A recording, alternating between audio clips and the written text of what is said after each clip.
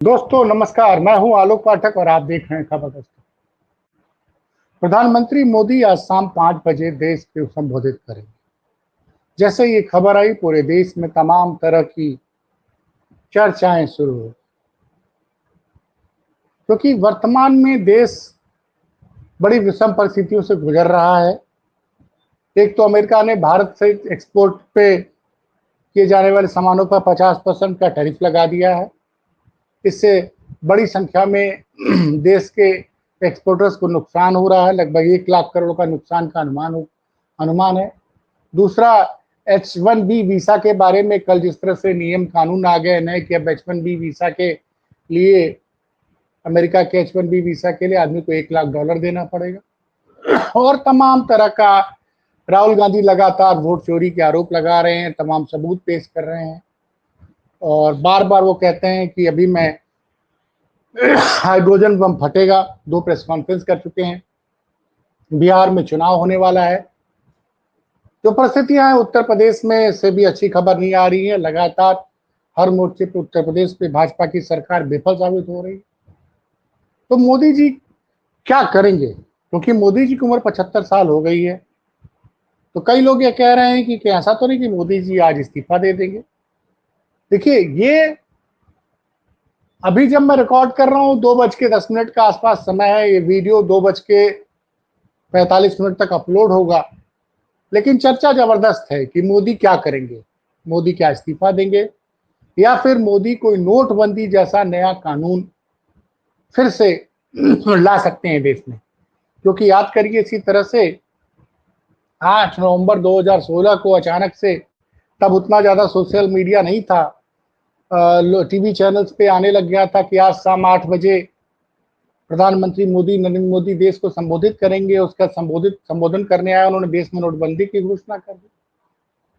तो क्या होने वाला है, क्या नहीं होने वाला है, मेरे पास कई पत्रकार साथियों के फोन आए। एक साथी का कहना था कि जिस तरह से अमित शाह ने कल इंटरव्यू दिया है, उससे लग रहा है कि कहीं न कहीं मोदी जी इस्तीफा दे सकते हैं। अब सवाल ये उठता है कि मोदी जी अगर इस्तीफा दे देंगे तो किसको अपना उत्तराधिकारी बनाएंगे? फिर बीजेपी का प्रधानमंत्री पद का उम्मीदवार कौन होगा?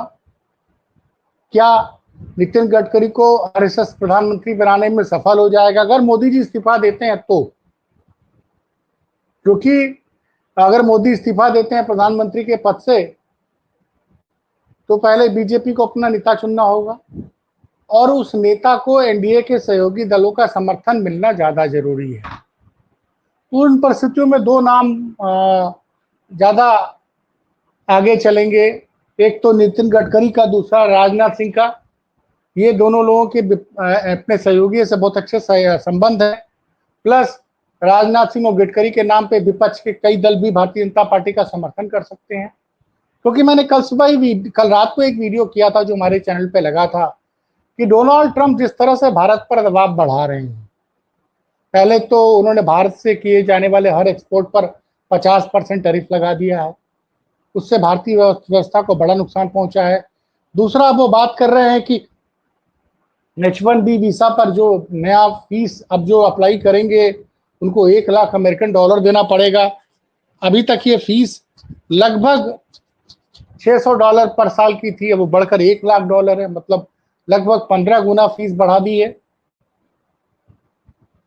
माफ कीजिएगा, लगभग 50 गुना H1B वीसा की फीस बढ़ गई है। तो भारतीयों के लिए अमेरिका में नौकरी करने का जो सपना था वो बड़ा महंगा साबित होने जा रहा है।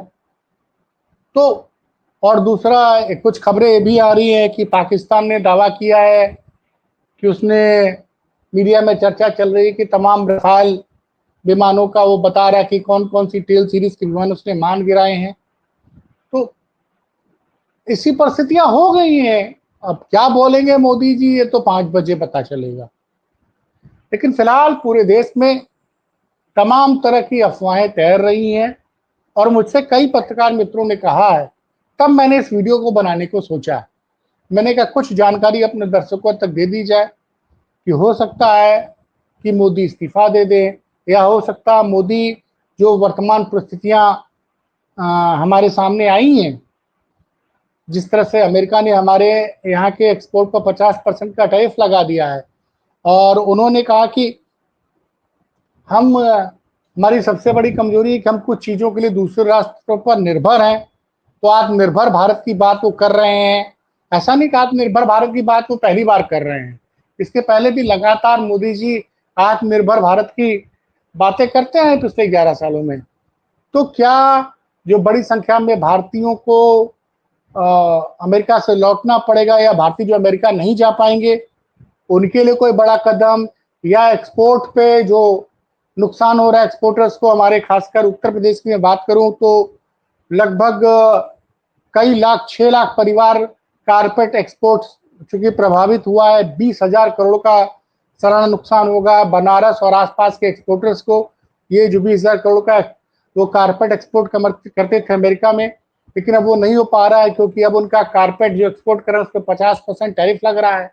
तो भारत का जो कारपेट है वो बांग्लादेश से और जो आपके अफगानिस्तान, ईरान, इराक या पाकिस्तान से बनने वाले कारपेट से काफी महंगा साबित हो रहा है क्योंकि उन 200 पे तो 50% टैरिफ नहीं लग रहा है। तो क्या उसको लेकर कोई नया बड़ा ऐलान करने वाले हैं? क्योंकि जीएसटी को लेकर कई लोग कह रहे हैं कि जीएसटी पे चर्चा करेंगे। भाई जीएसटी पे तो मोदी जी बहुत सी चर्चा कर चुके हैं। जीएसटी के बारे में तो उन्होंने 15 अगस्त को ऐलान कर दिया था और जीएसटी काउंसिल में फैसला भी आ गया। कल से नई जीएसटी की दरें लागू हो रही हैं, तो मुझे नहीं लगता कि इस पे जीएसटी पे ज्यादा चर्चा आने वाली है। ज्यादा चर्चा जो भारत के सामने इस वक्त एक बड़ा आर्थिक संकट खड़ा हो गया है। भाई अगर 1 लाख करोड़ के एक्सपोर्ट का नुकसान होगा, प्लस बड़ी संख्या में लगभग 20 लाख के करीब से ज्यादा भारतीय अमेरिका में नौकरी कर रहे हैं, अगर उसमें से और हर साल 1 लाख लोग जाते हैं और नौकरी करने, तो उसमें से 5 7 10 लाख लोगों को भी अगर भारत वापस लौटना पड़ा तो भारत की अर्थव्यवस्था को बड़ा नुकसान पहुंचेगा। तो ये है क्योंकि भाई जिस तरह से डोनाल्ड ट्रंप लगातार भारत के खिलाफ सैंक्शन पे सैंक्शन लगाए जा रहे हैं, तो कहीं ऐसा तो नहीं कि वो चाह रहे हैं कि भारत तो रसिया से तेल ना खरीदे। लेकिन मोदी जी आज भी रसिया से तेल खरीद रहे हैं। सारे सैंक्शन इसलिए लगे हैं, खासकर एक्सपोर्ट वाला, कि हम रसिया से तेल खरीद रहे हैं। इसको लेके भी विवाद का विषय है कि रसिया से जो तेल खरीदा जा रहा है, जो फायदा हो रहा है, तो उस फायदे को जनता तक क्यों नहीं पास ऑन किया जा रहा है? तो क्या पेट्रोल डीजल के दामों में कुछ क्या करने वाले हैं? देखिए सिर्फ सिर्फ हम आकलन लगा सकते हैं कि क्या बोलेंगे। जो दिख रहा है साफ साफ बता रहा हूं, क्या पेट्रोल डीजल के दामों में भारी कमी की घोषणा हो सकती है? क्योंकि सरकार अभी भी पेट्रोल और डीजल पे आप समझिए कि लगभग 60% के करीब टैक्स लेती है। 1 लीटर पेट्रोल की कीमत पड़ती है रिफाइन होने के बाद 55 से 60 रुपए, और उसकी जो मार्केट में वो बिकता है 60 रुपए का पेट्रोल 95 रुपए लीटर, मतलब लगभग उस पर 60% टैक्सेस लगते हैं। डीजल पे भी वही हाल है। तो क्या पेट्रोल डीजल पे टैक्सों की कमी करने वाले हैं, या फिर भारत के एक्सपोर्टर्स को जो 1 लाख करोड़ का एक्सपोर्टर्स को नुकसान पहुंच रहा है, जिससे कई लाख परिवार भुखमरी के कगार पर आ गए हैं, उनके लिए कोई पैकेज की घोषणा कर रहे हैं? और H1B वीसा के जो नए नियम आए हैं उससे भारत के जो संभावित नुकसान होगा उसको रोकने के लिए कुछ बड़ा कदम उठाने जा रहे हैं? या फिर चूंकि उम्र उनकी 75 साल हो गई है और 75 साल की उम्र में वो प्रधानमंत्री पद से त्यागपत्र दे रहे हैं? ये तमाम आकलन है, तमाम खबरें हैं। इस पर से पर्दा उठेगा दिन में 5 बजे के बाद। फिलहाल पूरे देश में यही चर्चा है। कुछ लोग तो इसको, क्योंकि मोदी जी जब जब बोलते हैं कि मैं देश राष्ट्र के नाम संदेश दूंगा, तब तक लोगों को लगता है कि कोई बड़ा फैसला होने वाला है। तो सारी संभावनाएं मैंने बता दी कि क्या क्या हो सकता है। तो हम भी इंतजार कर रहे हैं, आप भी इंतजार कीजिए। जो क्या मैं फिर वही कहूंगा कि मोदी शाम को 5 बजे इस्तीफा दे सकते हैं, या फिर नोटबंदी जैसा किसी बड़े कदम की घोषणा तो नहीं करने वाले हैं। इसलिए हमको आपको इंतजार करना पड़ेगा शाम को 5 बजे तक। मैं फिर आपको बता रहा हूं क्योंकि आज शाम 5 बजे क्या होगा, मोदी इस्तीफा देंगे पीएम के पद से या नोटबंदी जैसा बड़ा फैसला लेंगे, पहली बात। और जो मैंने बताया कि अगर इस्तीफा देते हैं तो उनका उत्तराधिकारी कौन होगा, वो राजनाथ सिंह होंगे या नितिन गडकरी होंगे या फिर शिवराज चौहान को प्रधानमंत्री बनाया जाएगा या फिर अमित शाह या योगी आदित्यनाथ या फिर कोई नोटबंदी जैसा बड़ा फैसला क्या करने वाले हैं, इस पर पर्दा उठ जाएगा। तब तक देखते रहिए खबर दस्तक, फिर मिलते हैं किसी बड़ी खबर के साथ। बहुत बहुत धन्यवाद।